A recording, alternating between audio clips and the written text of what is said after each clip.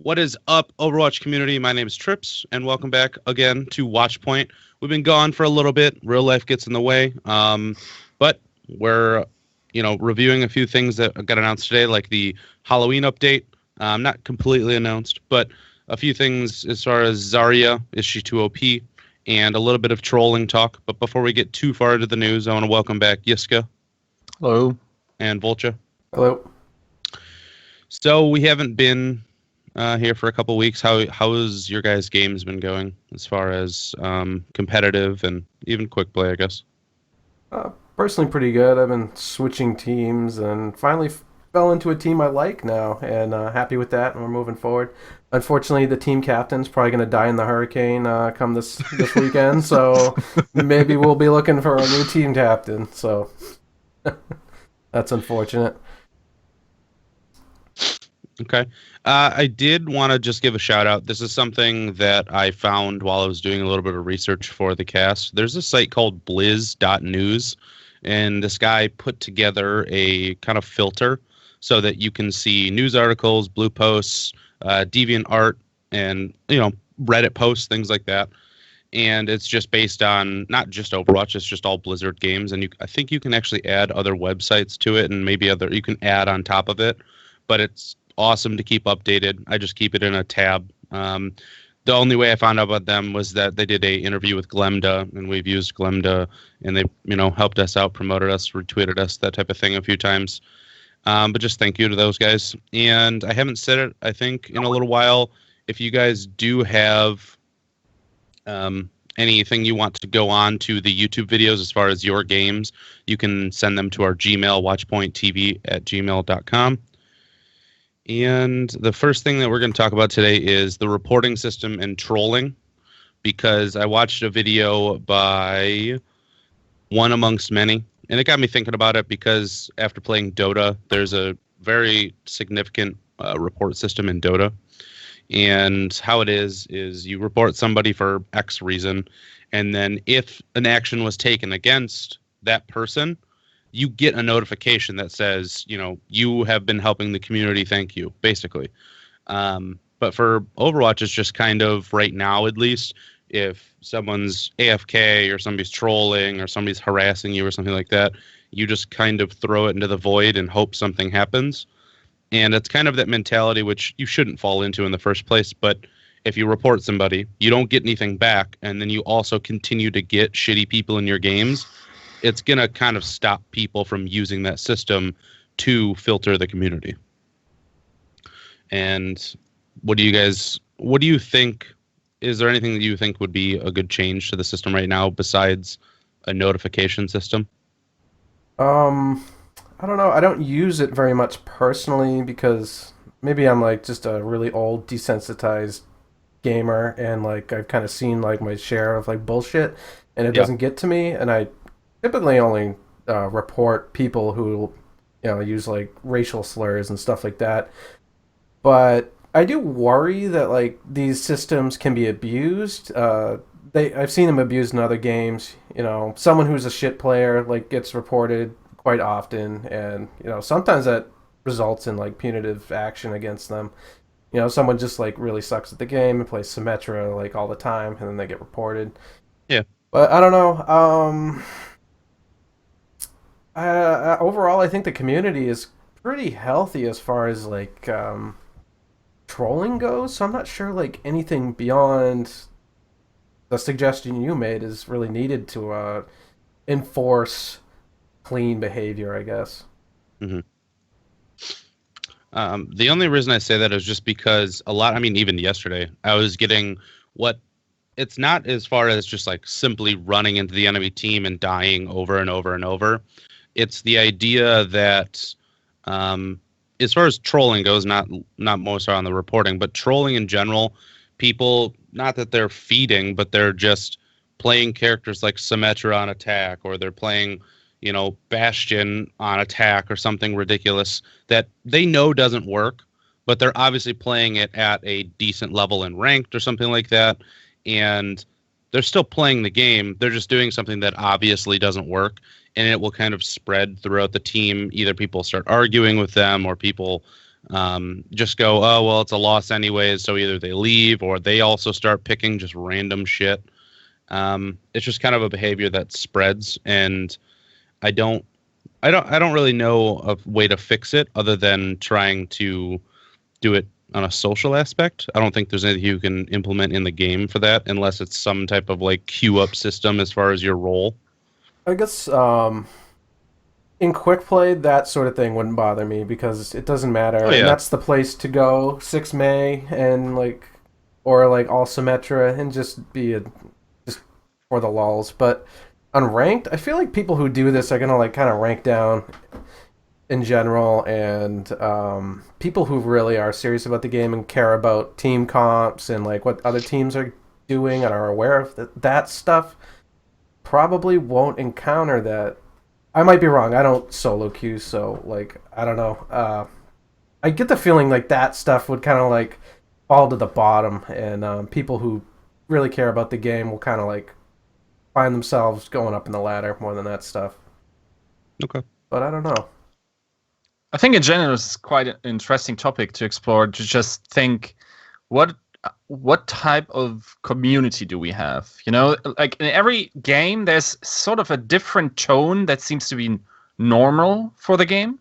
So, for instance, if there's, I don't know, for instance, you know, the way voice chat goes in CS:GO and the type of people that play it, or how certain people, you know, behave in these games is very, very different from, let's say, Overwatch at the very least, but also League of Legends in a way. Yeah. Like I'm not even kidding. I've played games where someone telling you to kill yourself is not that offensive as it sounds. It's more like, okay, yeah, this is the go-to, you know, insult that is more like, you know, shut the hell up or whatever, you know, that like it is very different in the types of players we see. And this also translates also if you look at this community posts, for instance. I mean, it's a bit of a tangent, but I found it very interesting that people were so outraged by, you know, the hack incident where he called ZP gold and just, you know, I mean, it's not very professional to talk down your fellow caster, and it's probably a dick move to do. But if you you know, put it out of that context and just look at it from a human perspective, I think that's just normal banter that you would see in other games, and would be, you know, if someone did something like this in CS, it would be taken much more lightly than it is in Overwatch currently. And this seemed to be absolutely unacceptable. And every little bit of toxicity, for instance, you see it with Flame, where he sometimes criticizes stuff, like in the very, you know, the very small things where is other maybe possibly older or younger, I don't know, communities would say, okay, that's just, you know, normal banter, like good fun. This is taken very literally often. I think that might be like a sign of how new or young the Overwatch competitive scene is. I feel like these other games, I don't know, the community is a little bit more congealed together, and they've kind of they kind of know these inside jokes and stuff. Maybe here, there's just a lot of people that aren't getting it. I don't know. I got it. I knew it was a joke because, I mean, I'm pretty sure ZP isn't gold, you know. So, yeah. I don't know. I get that joke. My main critique for Huck is like his crappy analysis, to be blunt. But, I mean, I don't care. I kind of like the banner and that sort of stuff. I'd like it a little bit higher level, a little bit more witty and like clever. That what he said wasn't very clever, but you know, it's kind of okay to me. You know, whatever. I thought the burn he had on Golden Boy, where they, you know, they do this on E-League, where they just cut out the face of one caster and put it onto some character, and he was put onto D.Va, and Huck said, like, you didn't look like this since college, and then he also, you know, went one further and said, at least you still have the boobs, you know. I thought that was quite, you know, entertaining. I think, and that I wonder if that, you know, type of comedy flies with the Overwatch community, because it's also like if you look at, for instance, the humor Siegel has, it's very, very, I would always say PC or, you know, very, you know, PG-13 in a sense, and that seems to be quite attractive for most people. We don't have, you know, all these communities have this one guy that's like notorious for bad behavior and that's like celebrated, like a Tyler 1 or something, or you know, it's just some toxic person. Yeah. Overwatch doesn't have that with, you know, huge viewership numbers. Remember, what was it? In StarCraft 2, there was the big casters. There was Husky StarCraft, and then there was HD StarCraft, and they were very PG and like kind of clean. And then there was this guy called Cy StarCraft who would just flame people, flame the development team. And they got him to do a tournament, and he cleaned it up, but he still like would drop like F-bombs and stuff, and they never asked him back. But that was fun watching him do that. I don't know. Yeah, in a sense, I'm also like, for instance, someone like Too Good also casted Blizzard games in the past. Now, if I recall correctly, he was never invited to a BlizzCon, despite being the very best caster, for instance, in World of Warcraft. So, you know, there's a certain type of professionality that Blizzard promotes, and I really can't see, for instance, like a CSGO analysis desk, like, for instance, with Thorin and Monty coming into the scene now. I can't see them at BlizzCon, to be honest. I don't see that the community is very appreciative of this kind of humor yet. You know, and maybe also the way Blizzard in general, and this game has a lot of Blizzard fans, if you look at how communication works in these games, for instance, Heroes of the Storm, where you can't chat to the opponent, or much worse, like Hearthstone, where you can't even, you know, you can only communicate via emotes. I wonder if they have, you know, fostered a community where this doesn't fly, and these personalities will have to, you know, adjust to this community in order to get as big of a following. It's a shame. I feel like, well, not a shame. It's just interesting that the scene is trending towards cast bots. You know what I mean? As the source of entertainment. Yeah. There's going to be plenty of, there's plenty of stuff that develops as long as the game itself stays healthy. We're going to see a lot of personalities come out even late into the scene. I mean, League is kind of a titan now. Hopefully Overwatch can get to that level as far as popularity goes, but there's plenty of people that joined the game like 2-3 years afterwards that are huge members of the scene now. Like, they were just not, either they didn't play or they switched from other games like really late into it. I wouldn't get too worried as far as there's going to be somebody that's going to push the note differently than somebody else will. I hope so.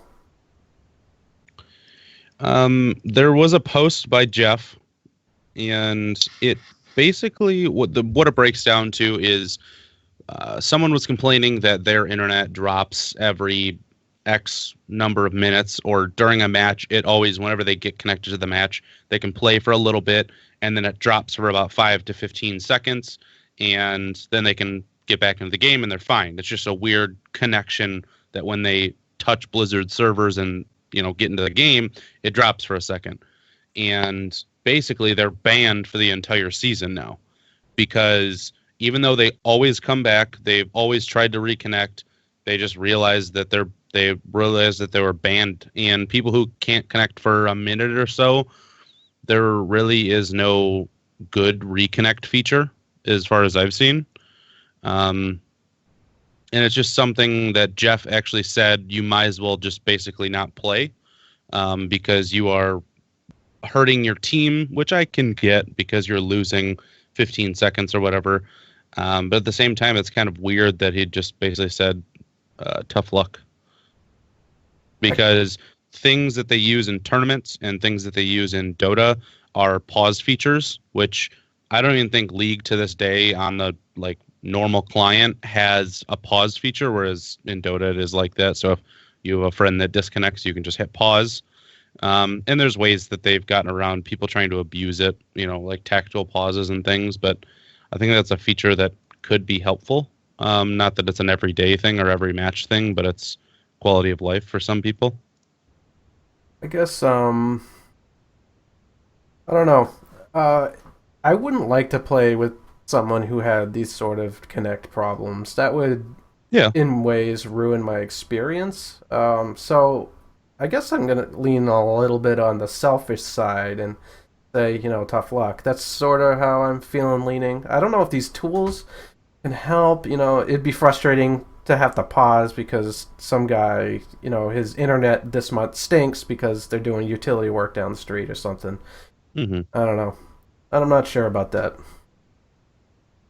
Yeah, the same. I think it's also quite unenjoyable to play as the player that constantly disconnects, because I feel like if you, for at least for me, it's very hard to perform when I can't feel the flow of the game and how it's going. And, like 15 seconds in Overwatch is such a long time. It's basically like doubling your death timer, right? Oh. So, and sometimes it's in crucial situations.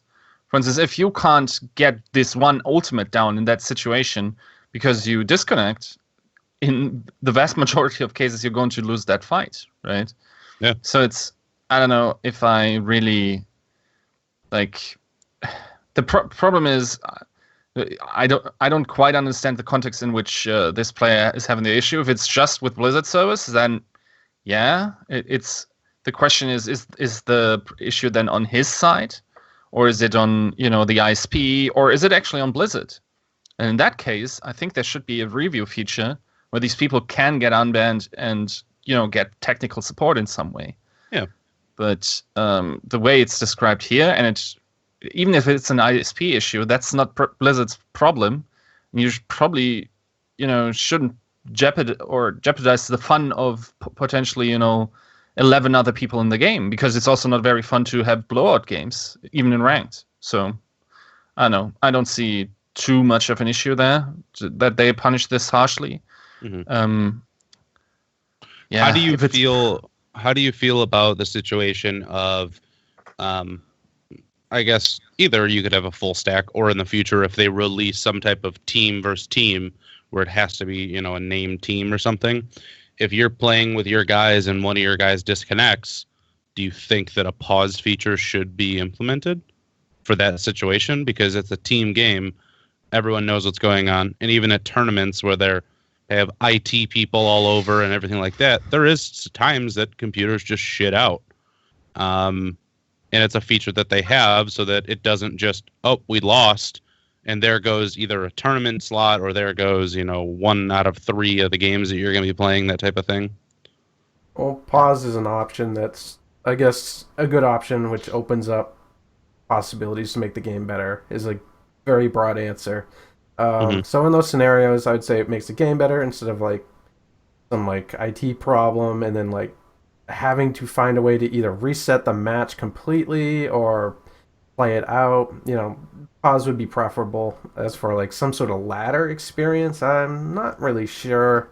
Maybe, maybe not. Depends on implementation. But like just having a general pause feature for custom games is nice.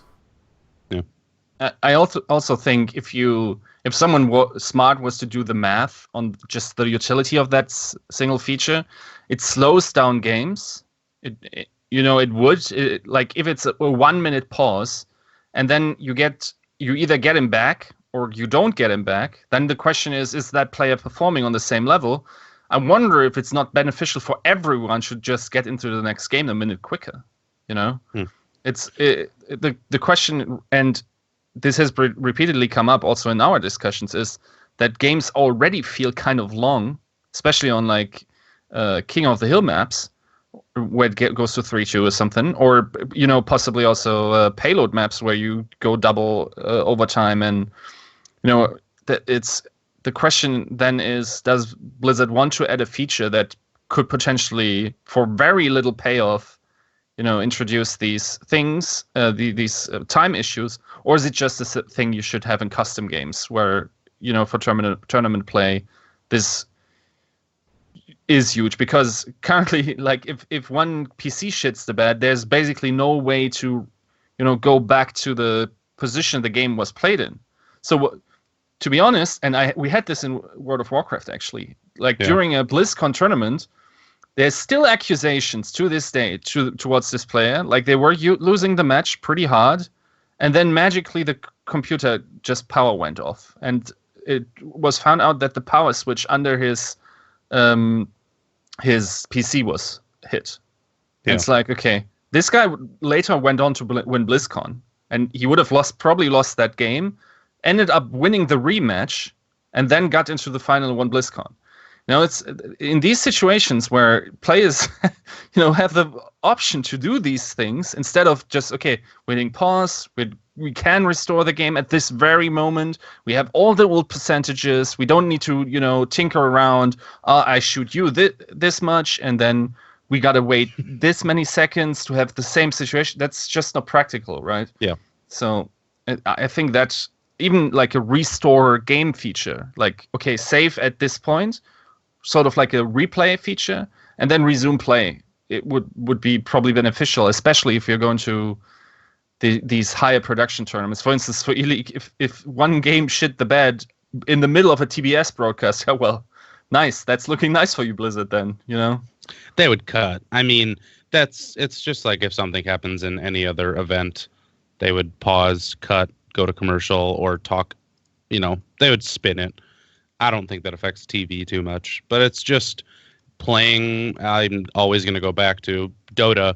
It helps. It really does, especially if for whatever reason I had Comcast at one point. I don't anymore, but they just shit the bed on me, and I had to pause and reconnect the router and all that other stuff. It didn't ever happen normally, but that one time that I used the feature and people actually waited and it paused, it's nice to use rather than being either, okay, we're so far behind, I just have to sit and just lose the match, or just leave and take an abandon. It's nice. I don't think it's extremely, I don't think it's top priority, but it's just it'd be nice to have it, basically. And before we get to the next, because I think the next topic is going to be pretty big. I don't know if you guys saw it today, but I did say it in the beginning of the cast that there was a screenshot that was leaked. Obviously, this could be rumors, but it looked extremely official onto the Xbox Marketplace. And it was basically an image of just what we saw before with the summer games. It was a pumpkin loot box, and it had a Sombra sticker on it as well. And it said the same thing as far as you're guaranteed to get at least one of a skin, a voice line, or an emote, a taunt, or a spray. And I think there might be icons too. Pretty much everything. There's 100 of them to collect. And it's already garnering this hatred again, the same thing that it did for the summer games. As far as people think that it's kind of BS that you can't at least buy the skins with coins. I don't want to get into the whole... I mean, it's basically the same discussion we had with the summer games.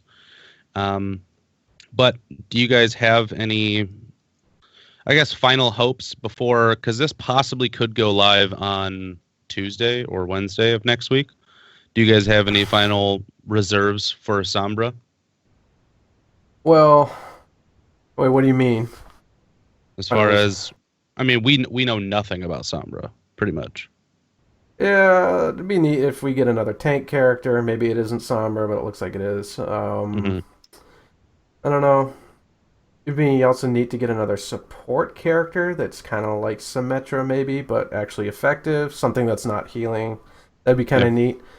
But as far as like the outcry and the loot crates and stuff like that go, I think if Blizzard just keeps trundling on with it, people will eventually accept it for what it is and stop crying about it. Yeah. Yeah, we covered it pretty extensively, our opinions on that. We could probably even link the video to the timestamp about it, but I don't know. As far as Sombra goes, I'm excited to see a new character come out, and I hope it's fun to play is like the broadest thing I could say about it, because there's some characters that aren't fun to play sometimes, and I want a really fun character. the Jeff interview actually made it sound like, okay, Sombra is going to be released, and then he said, and then we have a new kit that we're currently testing that's like super fun. Yeah. That in contrast kind of made it sound like Sombra isn't actually that much fun to play. Yeah, I picked up on that too. Yeah. The one that they were talking about that isn't even technically like textured yet. Yeah. Yeah. It's like, okay, maybe that's just, phrasing, and it's there is no cuts in these interviews, so it's like I'm sure he has gotten some kind of lessons on how to have these monologues, basically, but communication lessons, basically. Yeah. It's still very hard to get every intonation right, so nobody interprets it wrong. I mean, we could be totally off base, but it wouldn't surprise me if Sombra had a rather easy kit that doesn't have like the sickest synergies with others or in itself, and that just plays straightforward and is like not like super interesting or fun to play. I mean, after all this hype that they're garnering with like the website and shit like that, it better be at least, entertaining to play in the slightest. Not that any other characters besides maybe Symmetra is boring in my opinion, but yeah. Personally, I absolutely loved, like, okay, the way how the Hydra now swings its head with Anna is a little bit of an issue, but in general, like, the kit is super fun in my opinion. Yeah. Like if the new character that's in the works was something like this, because she has so many options: healing, damaging, depending on where you put your scopes, different type of skills. The skills have different uses: healing, buffing, shutting down healing. It's quite diverse to play in a sense, but it's still, there's some things in there. Also, the sleep dart is super fun. Like, some of the applications are super nice, even translate very well into esports. For instance, if you think about this, how Hidan shut down the Beyblades mid-air, like, that's awesome for esports, right? Mm-hmm. If the kit was more like this, I would be, super happy with it. But again, it has to basically introduce something new, because the sleep dart introduced such a strong CC crowd control that it basically stops. I can't remember now, of course, but there was a lot of it in the open as far as her just stopping McCree ults and things like that just opened up and just made plays happen. And hopefully Sombra can do the same thing. It'd be interesting to see a kit. We have a kit now that can shut down healing. It'd be neat to see a kit that can shut down ultimate charge or something like that. That might be interesting. That would be crazy. Yeah. Might be an answer to like the ultimate heavy play we've been seeing recently. I also thought that some of the buffs might tell us a story what her counter characters could be. Mm-hmm. If they're now trying to reintroduce Widow and even talking about Symmetra, maybe these characters have something in their kit that could sort of be a counter to Sombra, and that's why they need to up them now.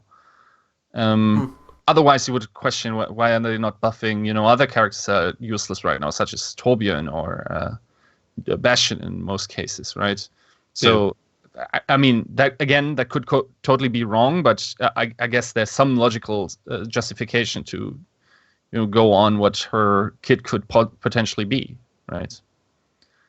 Did you hear the rumors about like voice lines that they picked up for Symmetra, that her shield is going to be able to, like, she gives shields to everybody, but they're reworking her to whoever has a shield, she'll have an ability that will either like boost them or something like that. I didn't hear about that.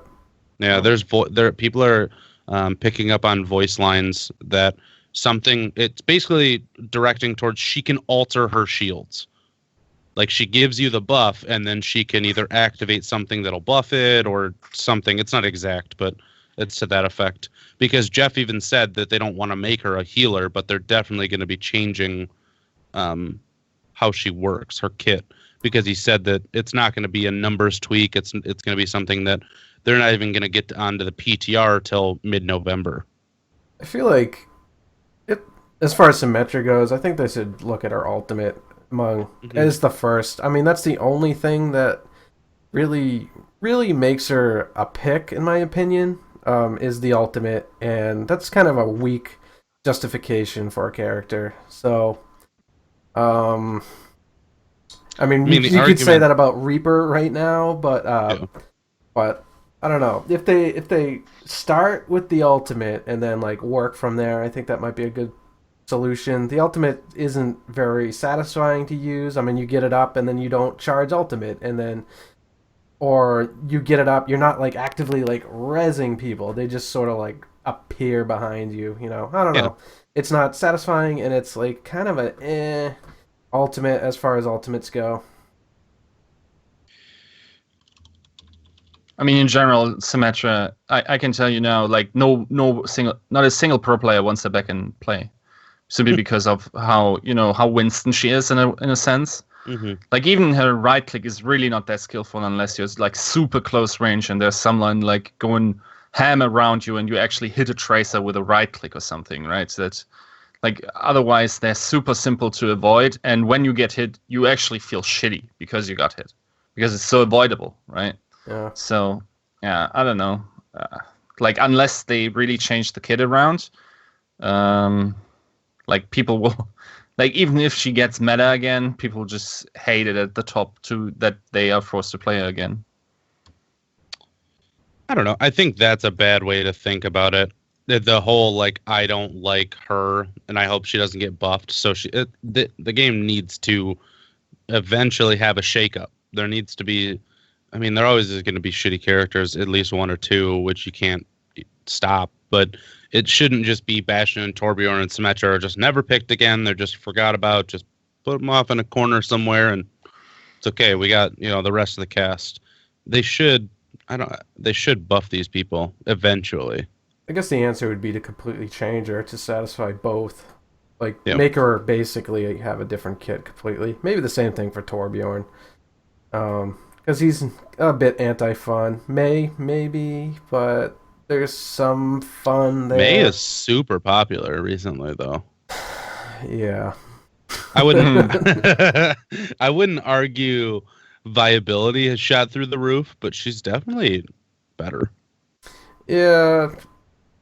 Part of it, I think, is like, every answer to the tank meta, like nano boost stuff. It sort of helped with that. Um, Eichenwald is like was played on the open, so she's like a beast on that map.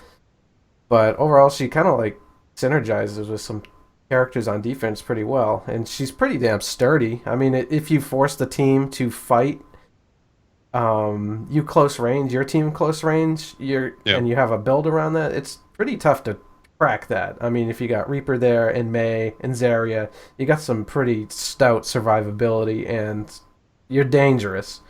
So if you force them into the scenario where they have to fight you, yeah, these helps with that quite a bit. Okay. Well, while we're on the talk of meta, I'm gonna get us right back on track here. There's a lot of talk about Zarya being OP. People think that she's picked basically in every game.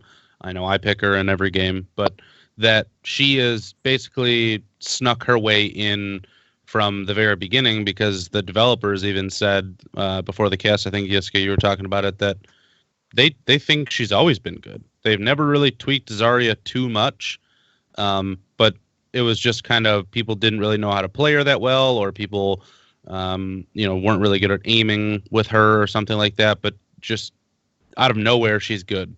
And it could obviously be tweaking other characters made her a bit better or made her shine. But now that we got the game rolling, she's everywhere. I personally, I rack this up to just like that's what the meta is right now. I mean, we had like a long range meta for a little bit, and she would never be picked for that. And then we had like a dive comp type meta, and she was sometimes picked for that, but like you'd rather want like dive tanks or something in that scenario. I don't know. It seems like the meta right now is close range, so her beam is pretty nasty at close range. So she Yeah. makes sense as a tank in that situation. Plus, she enables alts to be more disgusting, like the Beyblade. You throw a bubble on the Beyblade, she's not going to get the Reaper isn't going to get sleep darted out of his animation and or flashed. So I don't know. I wouldn't be asking for a nerf at this point personally.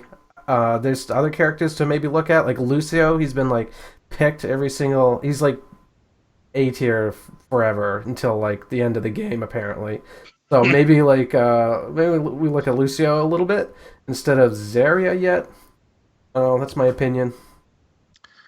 I think the one thing that the one scenario where you could make an argument that she is oppressive is exactly what you pointed out, that she really, boosts the strength of some ultimate combos that just make it very hard to counter. And then again, if you think about the Beyblade comp, that's 3 people you lock down that can't like do much else in that very moment. Like the Zarya has to focus her Reaper when he drops down. Obviously, she can go back then to TPS, and okay, that's fine. Anna needs to be in LOS of the Reaper, and then Reaper needs to do it as well. So for there to be a solution that just requires one person seems kind of too much in a sense. But I guess if it's that strong, then yeah, you could. I guess some people could make a successful argument that this is possibly too strong, and maybe we will see scenarios where this gets even more pronounced, where we have these even stronger ultimate combos that are just unavoidable because there's a Zarya shield on there. Okay, then you need to change her.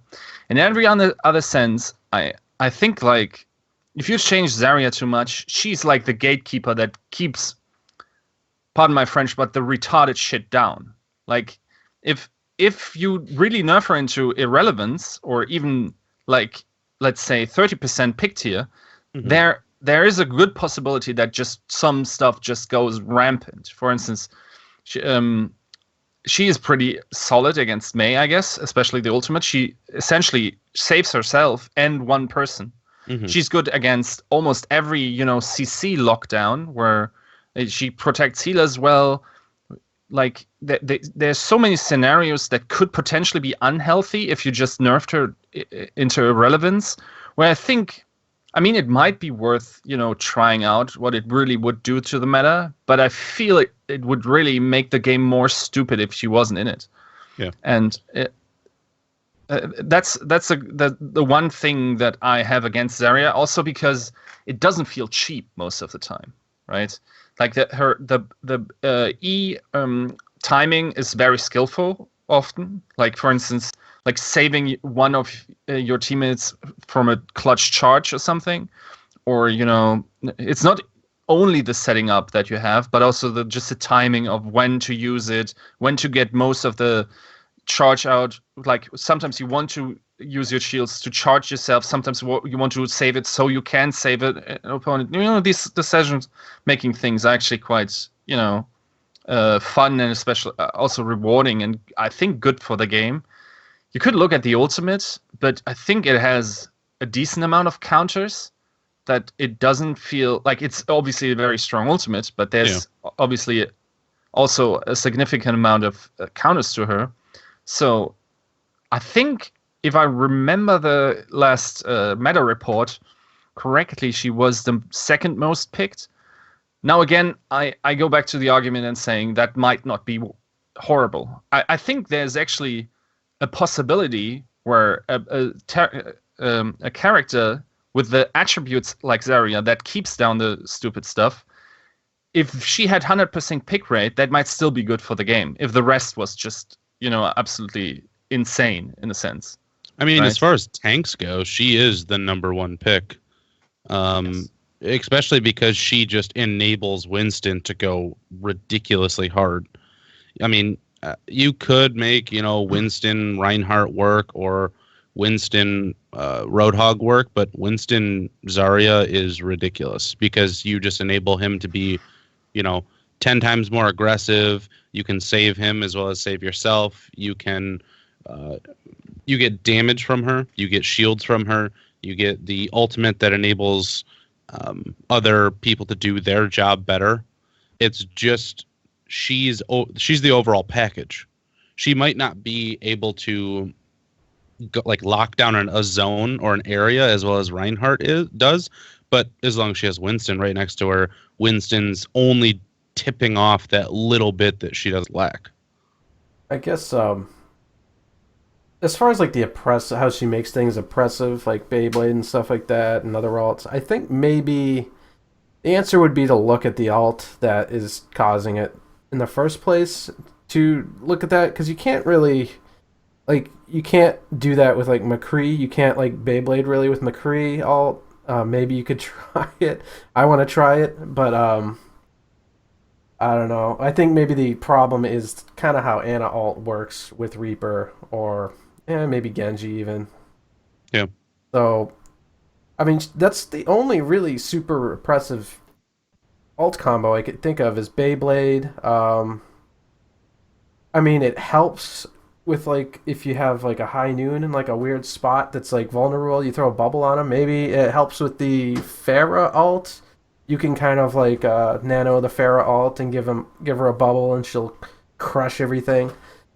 But I think that's more of a Nana thought, something to think about for the Ana boost rather than anything. Yeah. I think there's also a real chance that Sombra will be in some sense, if she's the hacker type, why would she not be able to, hack into electronic devices of other characters, such as a Reinhardt shield or a Zarya?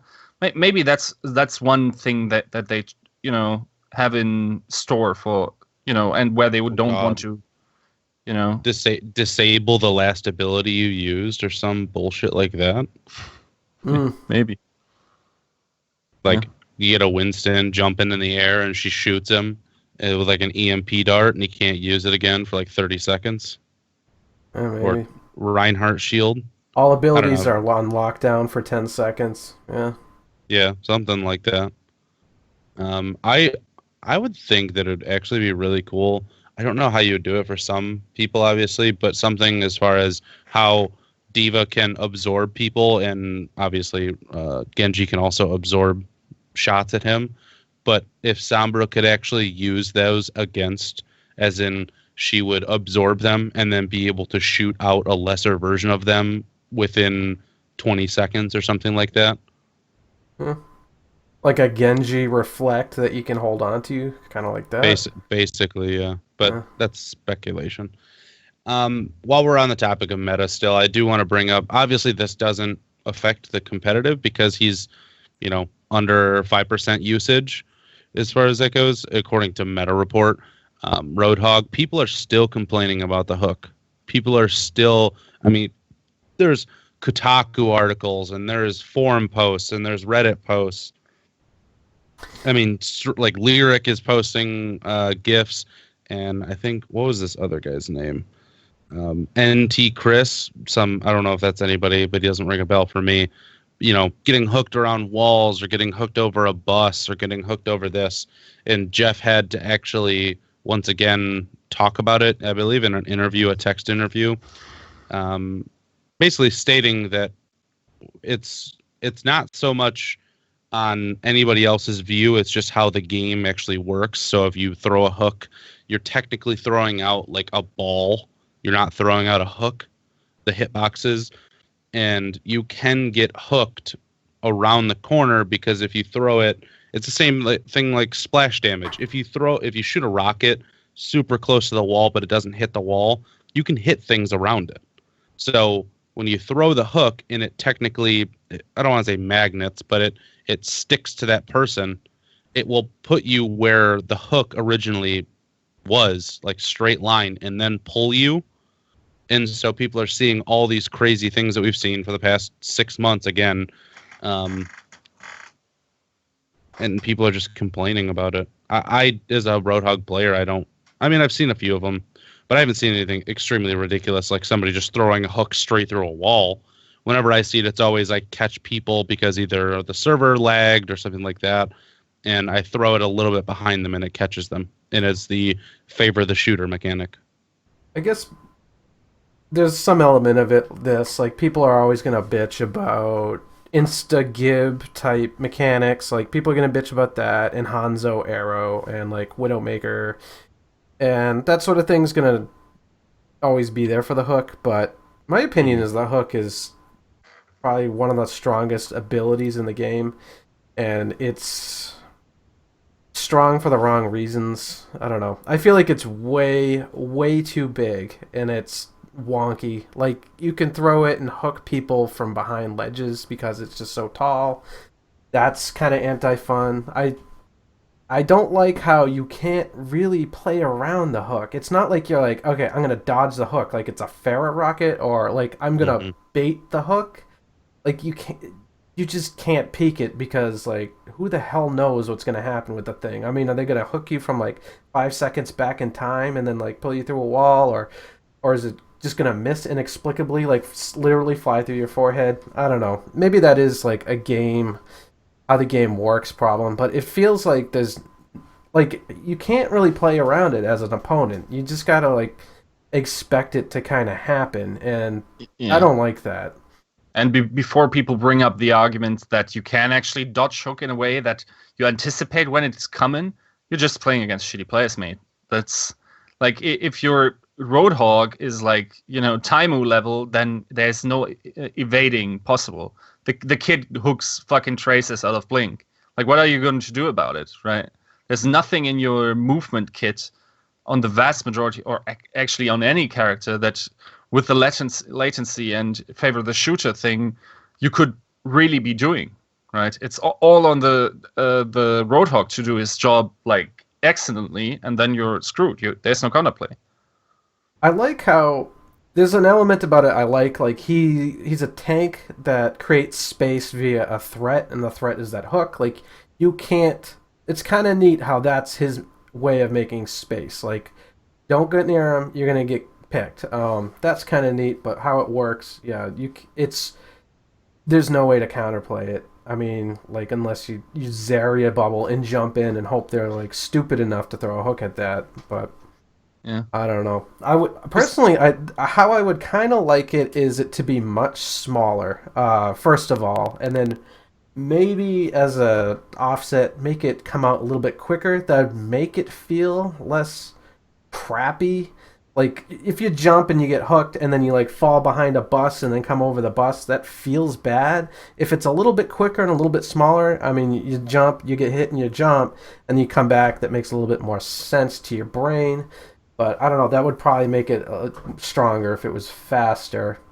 Overall, I'd like it smaller. I mean, it's just way too easy to hit with the damn thing. It's also not helping that, like, the way Roadhog functions, and if you go back and watch the Envious games, especially in the final where Taimu plays it. Okay, there's some maps he just straight up dominates, but on every single CP map, they win the first fight because the Roadhog kit without an ultimate is just so strong that they have an advantage and can win these fights. And as soon as the ultimate economy comes into play and people are using ultimates, Roadhog just drops off, and his ultimate is not good enough to be on par with other ultimates, and then there's where you get the advantage back from the fights before. It's every single time it's the same thing. Envious wins the first fight, then it's binary if they win the second fight against in the Misfit series, or if they win even the second and third. But at some point, the Roadhog just stops working because his ultimate is not a fully fledged ultimate in that sense, and they are in a disadvantage. And this is, from a solo queue perspective, this is obviously, like, unless you really know that this is the case, it feels like super frustrating because you're losing the first fight, you're getting picked, and pick's obviously quite important in solo queue. But then it's like people are getting discouraged when it's very, very feasible to win 5v6 fights when everyone has an ultimate, because the Roadhog ultimate is not that strong in most cases, right? So, yeah, it's... I think just looking at the basic kit, Roadhog has one of the strongest in the game, but then adding it all up, then he gets more into a niche pick kind of scenario, right? Yeah. So... All right. The last thing that we're going to go over, which is going to take up probably a little bit of time, is the Open. As far as the, before we get into as far as like winning and who won, that type of thing, How did you guys like the presentation? Did you watch enough of it, or did you watch like just the game play of it? Did you watch any of like the actual casters and things like that? I watched the finals live, and there was no analysis between matches, if I remember correctly. It was just a countdown.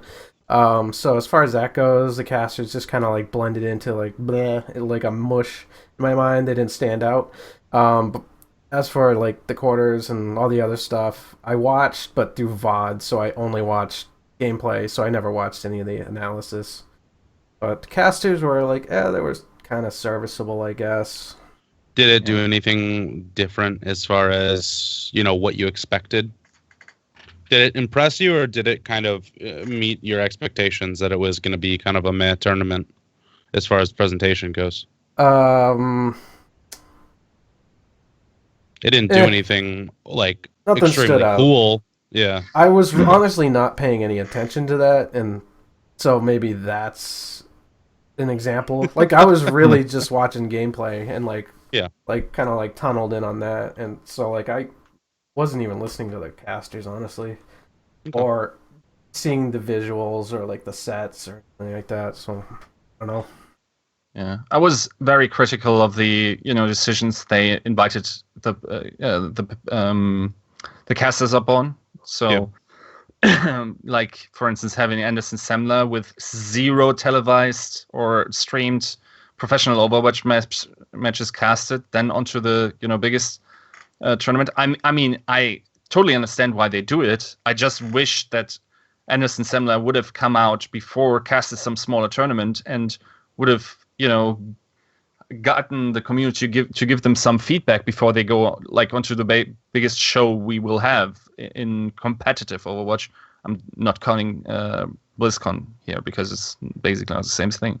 But then again, I actually have a newfound respect for just technical casting, because I think from a technical standpoint, as in their flow, how they pass it off to each other, just the way they talk, I guess you say, like I think that it's quite interesting how well that translates from different games. Now, my suspicion actually almost fully came true, and I think it was a little bit, even though it's horrible to say, but Semler actually had to get back or go to some family issue, and then ZP had to cast some games with Anders, and that was actually kind of nice. ZP fully embracing the color commentator, and then Anders being super solid play-by-play, and also tossing it back and asking the good questions. I thought that was quite enjoyable, even though I have to say, our tried and true, casting duos we have in the scenes, such as a Kaplan plus, not Jeff, but Jason plus Ubershouts. I think they would have done a better job, and actually, as do ZP and Hector Rams. Maybe that's just me being used to them. I can't free myself of that bias, but I wish they would have, had the casting duo we had for now almost a year. They're present at the tournament. I get why they didn't, but yeah, and I think if they had more color commentators, I would have been fine with it. The way it went, okay.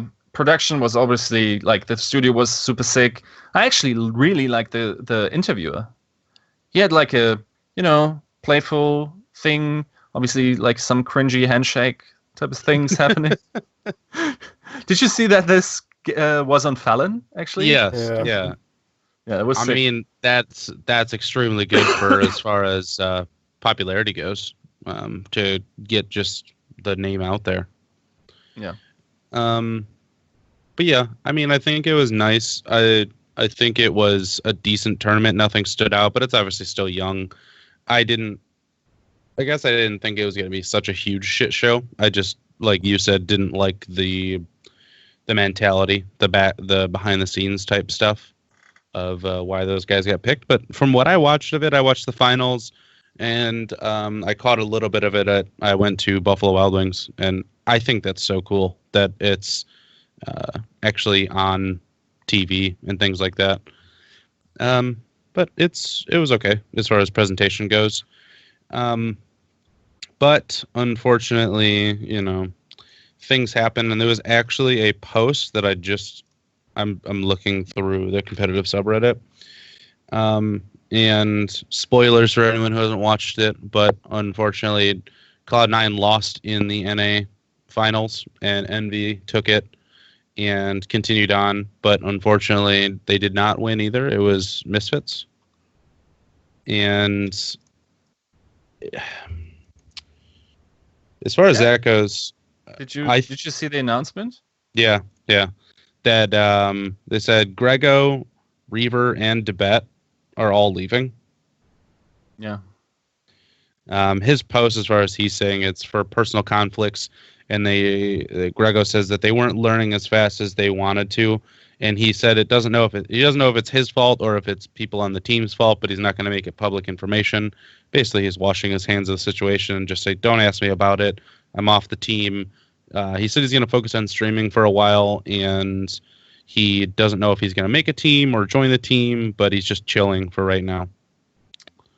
I mean, this is kind of strongly implied that there was some issue with Shorefall because his back was getting sore, At the same time, like, I have to say, like, okay, he was carrying, but he also, like, really demanded the team for him to be put into these situations and for Reaver to play these, off picks that he usually, shouldn't be playing. At the same time, okay, Reaver also, like, seemingly performed on no pick anymore, or not to the level when they dominated on Widow, where he was one of the best Widows in the game. So I guess, like, okay, you want to keep your superstar.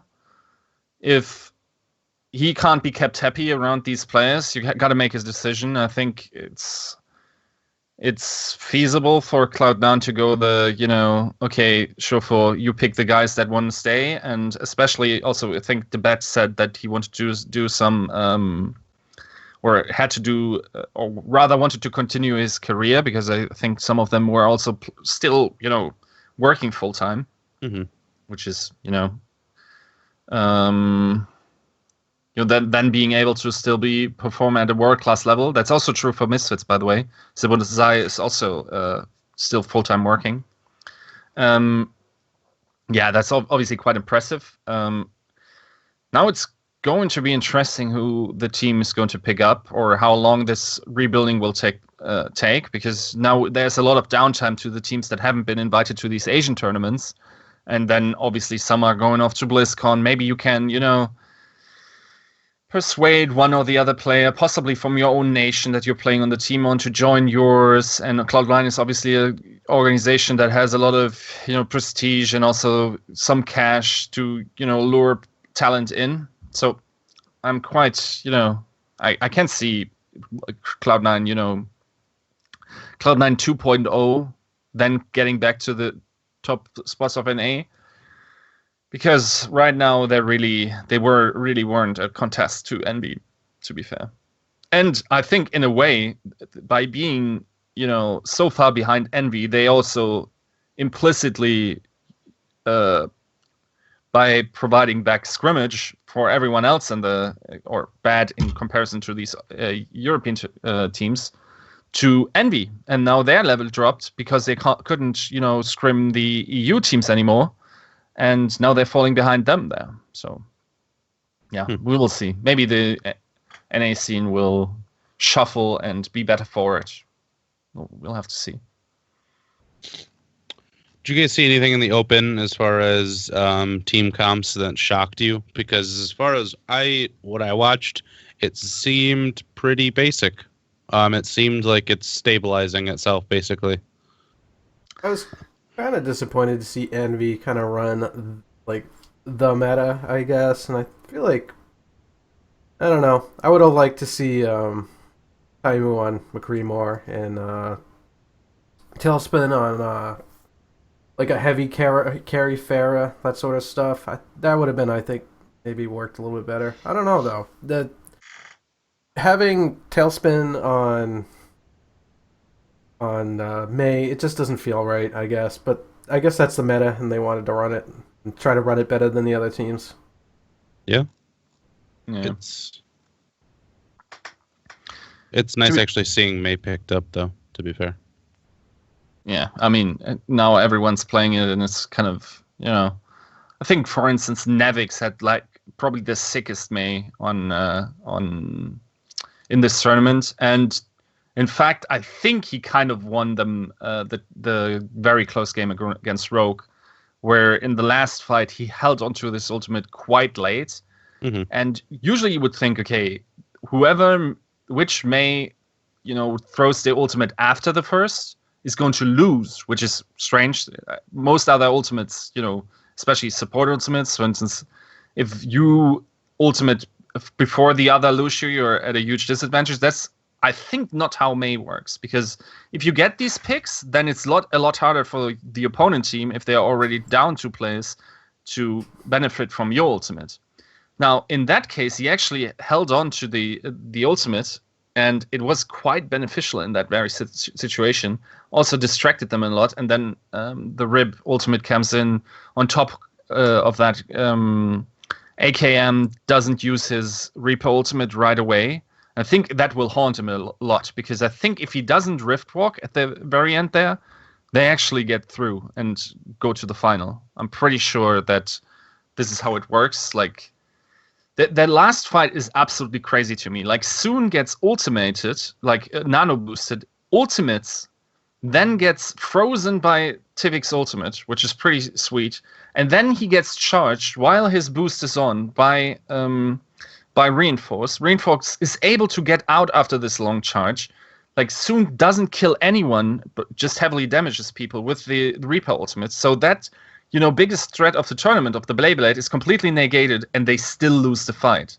That was insane. Like, if you look at just the last couple of 10 or 15 seconds of that fight, there's so much that, like, okay, it would be easy to say AKM messed up, but there's so many variables that went right for Rogue and then didn't go right, and like, it really came down to the last couple of seconds where then Misfits wipes and can push through on Hollywood and win the game, the map 3-2. It was just as close, basically, as the Envy Rogue series. Now, this time, Rogue not getting through. So, I don't know. I think, in general, you have to take this into account. Also, I was quite impressed that, or I guess confused in a little bit, that Rogue didn't run anything else than the entire series against Misfits. 5 maps were all on payload. So, like, with Rogue having the strong matchups against Envy last time on 2 CP maps, either like they knew that Misfits was very good on 2 CP, or they weren't confident in anymore. And I would have thought they would have at least picked one up, and that being a sure thing. But I guess they had sort of like a gentleman's agreement, and they just played down the payload maps. And yeah, I mean, it was a pretty epic series, and Rogue really, provides these now in these tournaments. Also, like, if we're talking about key players in that tournament, I mean, Soon in that final, man. Like, Soon really took over that final, not only on Reaper, and I want to emphasize this, like, don't over value the amount of kills a Reaper gets in the Beyblade, right? That's, like, it looks nice on the kill feed, but for that to be go right, like, okay, the Yana basically dictates the timing of the drop, because she, screams her ultimate, and everyone knows, okay, that's actually the Beyblade, it's being announced. Yeah. So she dictates the timing. Then the Reaper drops in, the Zarya has to put the shield on, and then all the Reaper really has to do is, go into the right directions. And there is some differences in top level Reapers, like, for instance, Buds and AKM are very good at feeling where the opponents are, and you see, like, they immediately switch the direction towards another target if they know that the DPS will be enough to kill someone. Some other Reapers don't do it as efficiently. Then again, really doesn't matter that often because it's just so strong, right? But no, actually look at the DPS that isn't playing the Reaper most of the time, especially in those cases where Reaper is just Beyblading. Those are most of the time actually the unsung heroes of these games. And that is true for Nevix. I think Nevix is actually the key that Misfits performed as well as they did this tournament. Like, you could see it in his entire, I guess you could call it career. The guy wanted to carry hard. He was like in the top 5 of solo queue, like highest rated, often first place last season. Like, not playing these support characters. He was stuck on support for Misfits for the majority of his career, or stay in that team. And now he's on, like, he's so multi-talented. Now he's on almost like a flex DPS role. And what's crazy about this team is they have so much skill transition. Like, sometimes it's, for instance, there's an opportune moment for Nevix to go Zarya because how the ultimate charges are on the other characters. And he just picks it up and plays it like almost to the level of Crew. Like, it's crazy. Crew is one of the best Zaryas in the game, and they still go like, okay, Nevix, pick it up, and then Crew plays Reaper, and then you're like, what? Crew plays Reaper? As soon as the Reaper guy. No, Crew also plays a pretty sick Tracer. The skill transitions. They had 3 different people playing Reaper that tournament, even in the final. Yeah, 3 different people played it. 3 different people playing Zarya. Like, I think this is the strongest point of Misfits, just their flexibility. And it's actually quite interesting that even like their shot caller Zebuzai, the Lucio player, like he was actually back in the day for Graviton Search, he was also their DPS player. Like, nobody wants to play support in that team. Like, it's like, okay, let's rotate the support spot, get new people in. Then Hidan is also obviously performing, but I think on an average level, they almost have the highest skill in the game. Now you could argue Envy is also could be maybe a little bit above them, but they weren't quite performing on the same level. Right, and for them to be able to come in with 2 stand-ins and go like, sup, with just, outskilling you pound for pound was pretty impressive. Yeah. I know. I wish I counted the number of pulse bombs that Tailspin missed. I feel it's kind of a negative thing to say, but man, he looked really awkward on Tracer that night. Looked like he just couldn't get anything done that was meaningful. And usually, on the King of the Hill anyways, yeah. Usually he's a pretty good Tracer, right? Yeah. Like, it's actually crazy, and this is maybe one of the best things about Tailspin is that he has the best Pharah possibly in the world. Then he has a super sick Genji. Then, all these projectile heroes, and then he can switch it to a Tracer and still be a top performer. For other people, like, for instance, okay, let's go. You ready? Seagull, he can't play a hitscan character for shit, man. Like, that, they are almost nailed to these 2 compositions, and like of a projectile and hitscan DPS with gods going hitscan, and like this hurts them that they can't liquid and switch up their comps however they like and not have too much of a drop-off in skill individually on every character. Like, sometimes the situation dictates that someone picks a certain character. Sometimes you need 2 hit scan, right? And then if nobody can, sometimes you need 2 projectile. If you have these specialists, you're kind of fucked in this meta. Also, like, sometimes you don't even need 2 DPS. Sometimes you need actually a tank, right? We saw it with Taimu, just picking up these the Roadhog. I don't know. It's I think in that regard, Tailspin was always quite impressive, but he still couldn't quite perform on the same level. And then obviously, if Asun just goes off and he is like, I think it's fair to say that both Taimu and Soon have just the sickest aim in the Overwatch competition right now. Like, their aim is just fucking crazy, especially on hitscan characters, right?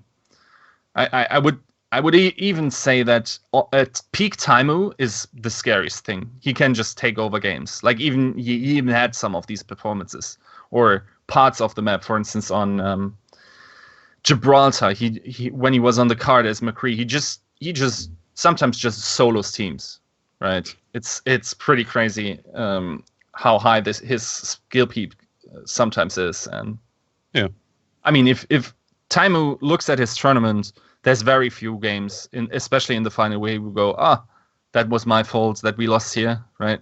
He had a pretty sick performance almost all maps, so I don't know. As the tournament in a whole, though, what are, as far as the scene goes, what are we looking forward to? As far as tournaments? Because currently the APAC. APAC? Yeah, the APAC. And then the World Cup. There's still a Chinese tournament after that. Really? No, wait. The Korean tournament. Sorry. So there's APAC, and then there's a Korean tournament, the OGN thing, and then it's World Cup. I think that's the order of things because APAC is running now, and then OGN should be after. I think I could be wrong here, but I'm pretty sure it's that way. And yeah, I'm actually looking forward to these Chinese teams. I haven't seen anything from Chinese teams. Are they ridiculous? Do they play any other metas or any other characters that we don't see? To be fair, like the tournament started a couple of days ago, and I wasn't able to catch up on my VODs at all. I was really, rewatching these OW Open finals, so I haven't looked into them, but I will probably do that. Yeah, I don't know if there's any. There's not that many characters, so it can't be that big of a variety as far as completely different meta goes. It would be interesting to see if the foreign tournament, foreign teams that have been invited, like Rogue and NRG, could just dominate based on composition, right? If they are just ahead in the meta, or how the meta even matches up with the Chinese one, or if in fact they do have a different meta, or if Chinese and often in these games, especially when the Western community had a head start or was more serious early on, like these Asian countries, at least in my experience, first start out copying the top teams, and then when they are better at execution, then they start innovating, and then is when they just go crazy ahead and just roll over the Western teams over and over for years, and the depression and agony. But yeah, I mean, the Asians go hard when it comes to pretty much any game. Yeah. Do they dominate shooters though? I thought we had this good discussion earlier where Europe is pretty much the dominant. Not really. No, I mean they have their own shooters where there's no interest from the Western community. Mm-hmm. So I guess it's very hard to compare, but they haven't dominated a Western shooter that we embraced in our communities. No, like they had some top teams in the past in CS, for instance, but they haven't dominated. No. Okay. Before we go off on huge tangents, though, is there anything you guys want to tack on to the very end of this? Is there some burning question that you have or topical opinion on something? No? Nothing anybody wants to speak out about? All right. Well, just a little bit backpedaling a bit. If you haven't caught it yet, on YouTube, Yiska already released, I know I'm going to say it's Thinking It Over, right? Yes. Okay. He released the video that he made solo. It was a little bit, it sounds like something that you did before we started the cast and haven't, or have, been working on, but haven't put anything out yet for a little bit. And we needed some extra content on the YouTube channel just because of the space that we needed to fill. But also it's, nice to release more than one thing every week for you guys. So if you guys want to hop over to there and see if you like it. If you don't, give them some feedback and we can change some things around.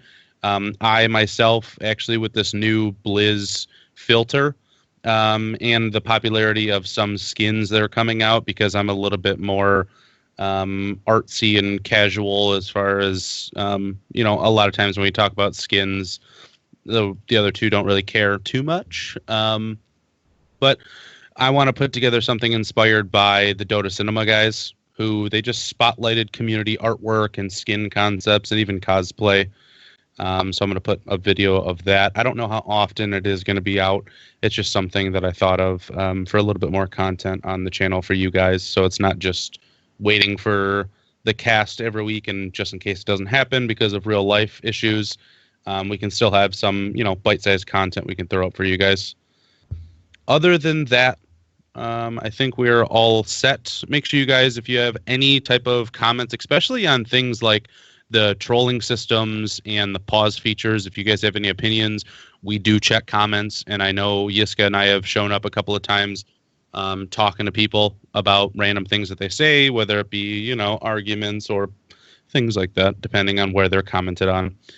If you guys do like what we're doing, make sure you sub on YouTube and give us a thumbs up. If not, like the same thing with Yiska's video, a little bit of criticism doesn't hurt as long as it's well thought out. I hope you guys have a good week, and hopefully we will see you next week. Have a good night, guys.